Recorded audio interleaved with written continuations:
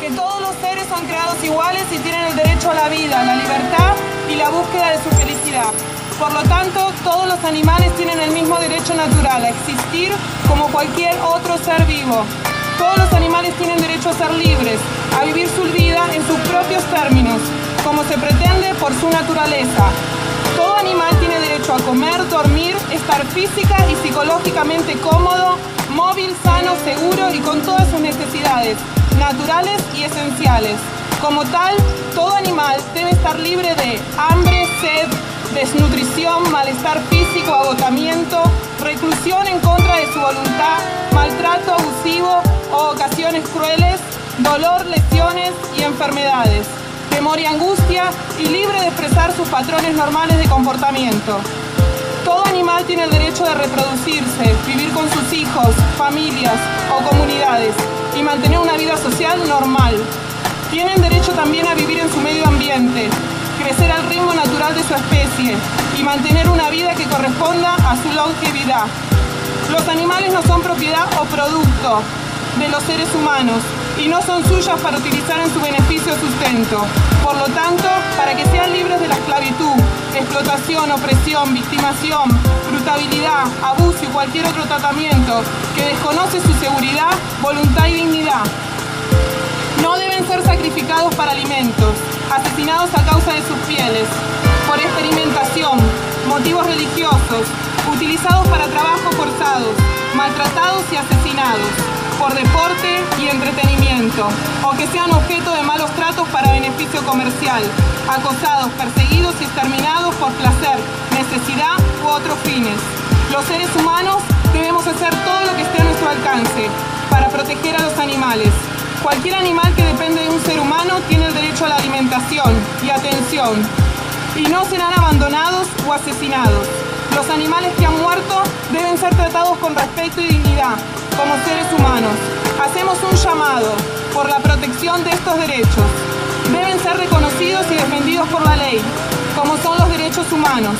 Cualquier acto que comprometa el bienestar o la supervivencia de un animal o especie, o que ponga en peligro, contradiga o prive a un animal o especie de los derechos enumerados anteriormente, deben ser considerados como un delito y deben ser castigados.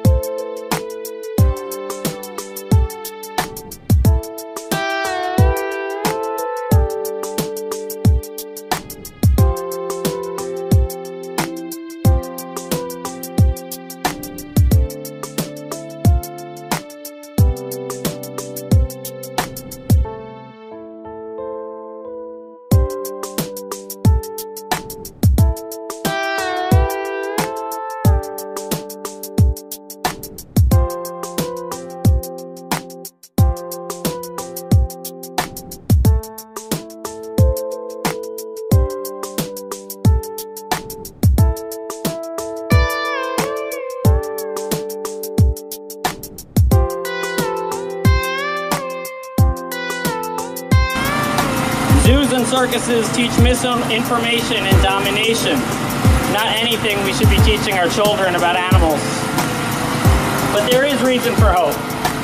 Nearly 40 towns and cities in the United States and 30 countries worldwide have banned or restricted the use of exotic animals in circuses. Los Angeles became the first major metropolis to pass a de facto ban on elephants in circuses by banning bullhooks, the instruments used to prod and intimidate them into performing, and to beat them if they fail. There is a silent Holocaust happening right now under your nose. And these beautiful silent beings, cradled in our arms here, are some of its victims. This Holocaust is silent to you who are not aware, or don't know, or would not see. But it is far from silent when you go inside the concentration camps, the death camps, the transport trains, the barracks, the killing floors, the gas chambers, the crematoriums. These other beautiful earthlings and souls, they no longer have a voice. So we are the voice of the voiceless. So when I ask you how many vegans here, I want you to dig into your heart and answer that question loud enough to speak for all the suffering beings on this earth. So how many vegans do we have in Union Square Park today? That's what I'm talking about. All around this park are sparrows. And sparrows wound up here because somebody got the idea back in the 1850s to let loose a couple of pairs of sparrows in the Greenwood Cemetery over in the People's Republic of Brooklyn. And these tiny little birds had to figure out how to survive here in North America. Well, at that time, they used horses to pull funeral carts through the cemetery. Of course, if they did that now, we'd go in and shut them down, but I digress. So the sparrows figured out that they could pick out the hay seeds from the horse droppings. And this enabled them not only to survive, but to thrive. And they are now ubiquitous across much of the North American continent.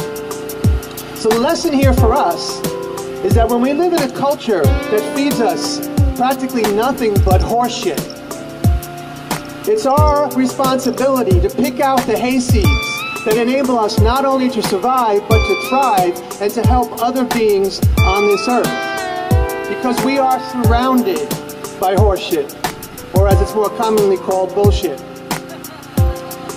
And there was a woman who stood here almost 100 years ago by the name of Emma Goldman. Anybody hear of Emma Goldman? Gonna get a raised fist for Emma Goldman. And standing here, she said the most violent element in any society is ignorance. So we have to challenge the bullshit and break through the ignorance in ourselves and in others. And one of the best ways we can do that is by activating our natural, instinctual bullshit detectors. Because we're all born with them. The trouble is this culture teaches us not to use them. Now, I don't know about you, but when my bullshit detector is working properly and someone starts using words like happy meat and free-range chicken and humane slaughter, I automatically say, bullshit. What do you guys say? Bullshit! And if someone says those that liberate animals from fur farms and vivisection labs are terrorists, what do we say? Bullshit! What's that? Bullshit! There you go. So I'm going to urge each and every one of you to embrace activism as a lifestyle, to choose courage over conformity, to choose an open mind over your ego, to choose awareness over denial, and perhaps most of all, to choose solidarity over division. I say to you, peace and power to all species. Thank you for listening.